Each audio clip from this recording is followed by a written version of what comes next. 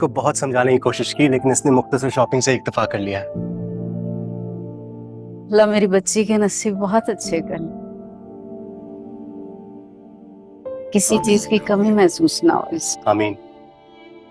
आप लोग बैठ के बातें करें, मैंने खाना चढ़ा दिया है, अपने रूम से आती हूँ। ओके।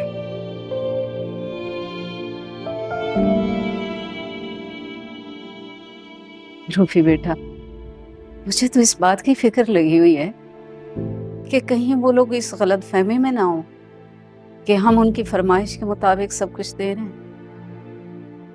मैं फाइज और मैं नासिर के घर जाके बात कर आए हैं। अपने घर वालों की जिम्मेदारी वो खुद ले रहा है। मिस्टर में पूरा यकीन दिलाया कि उसका ऐसा कोई मुतालबा नहीं है। नासिर बहुत समझदार लड़का है। मेरे ख्याल में तो उसने दुर्दाना और शगुफ्ता से बात की होगी। नासिर से बहुत ज्यादा समझदार और बाशऊर हरीम है। बहुत फख्र है मुझे अपनी बहन पर कि उसने हमें जेर बार करने के बजाय इतना बड़ा बोझ अपने कांधों पर उठाया है। और नासिर जितना भी समझदार क्यों ना हो, मुझे नहीं लगता कि आने वाले दिन हमारी हरीम के लिए आसान साबित होंगे। और दुर्दाना आंटी ने मुझे बहुत मायूस किया है। मेरी बेटी बहुत हौसलामंद है और उसका हौसला दरियाओं की तरह है जो अपना रास्ता खुद बना लेते हैं। बहुत समझदार है मेरी बच्ची, माशाल्लाह, बहुत अक्लमंद है।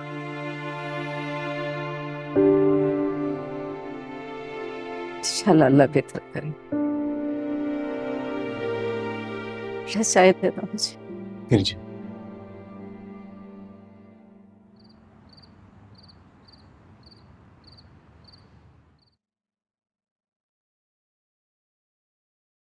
कुलसुम, जी बीबी जी, क्या बात है? वो साहब जी से पूछने जा रही थी कि खाना कमरे में लगा दूं। तुम रहने दो, मैं देख लेती हूँ, जाओ।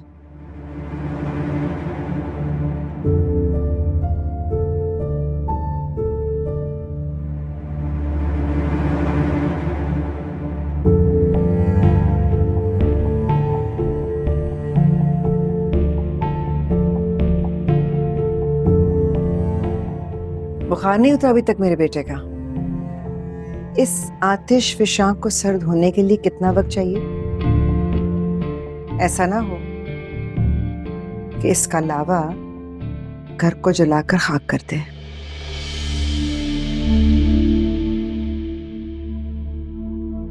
फिक्र ना करें डियर मम्मी, आज मेरे पास शर्मिंदगी और नदामत की राख के अंदर धंसने के अलावा और कुछ भी नहीं है।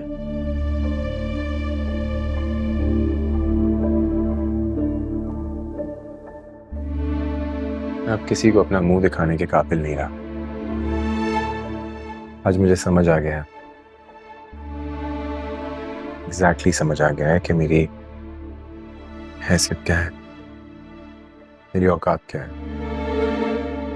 इसी बात का तो अफसोस है कि ना तुमने अपनी हैसियत को समझा है, ना माँ बाप के मर्तबे को।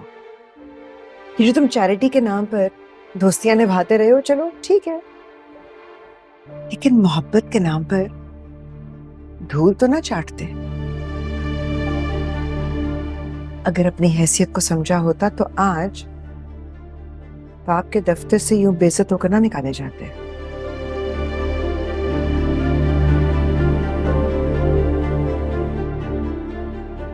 मुझे दुख इस बात का नहीं है कि आज मैं अपने बाप के दफ्तर से जलील होकर निकाला गया। दुख मुझे इस बात का है कि अपने आप को इस माशरे में बाइज्जत कहलाने वाले लोग, करीम कहलाने वाले लोग, वो असल में कितने छोटे और बेवकूफ हैं। गरीब को हकीर कहकर भी उनकी मदद किए बगैर उनको खाली हाथ लौटा देते हैं। तो क्या ऐसे लोगों को अपने आप को साहिब हैसियत कहने से शर्म नहीं आनी चाहिए? बकवास बंद करो।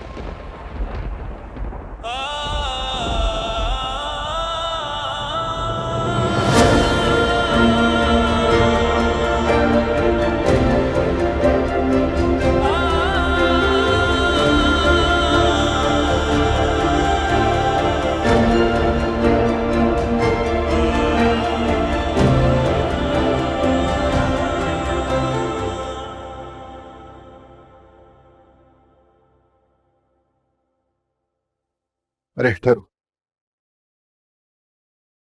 ये तुम्हारी दवा लाया हूं।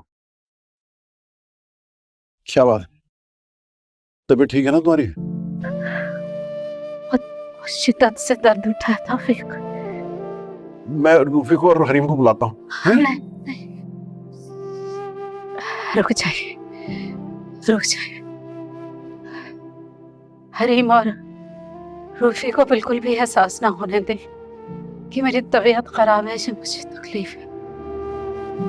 शादी सर पर है और मैं नहीं चाहती कि मेरी बीमारी मेरी बेटी की खुशियों के आड़े आए हैं, ताखिर का बायस बने। चंद दिन खैरियत से गुजर जाए, बाद में देखी जाएगी। कितना दुख झेले हैं तुमने मेरी कमाई के हाथ। सारी जिंदगी कुछ भी ना कर सका तुम्हारे लिए।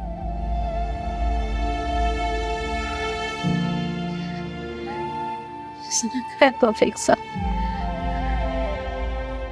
ने मेरा बहुत साथ दिया, पुरसकून-ए-ज़दवाजी जिंदगी दी।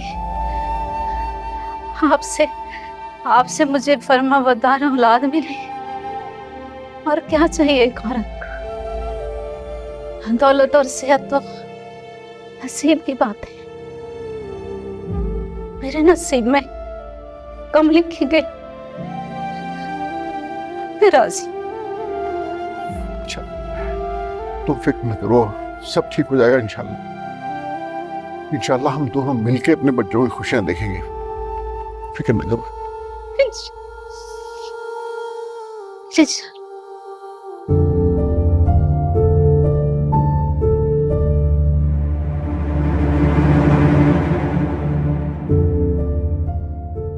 मुझे फाइज पर इस तरह हाथ नहीं उठाना चाहिए था। जवान खून है, नादानी में कोई उल्टी सीधी हरकत ना कर बैठे।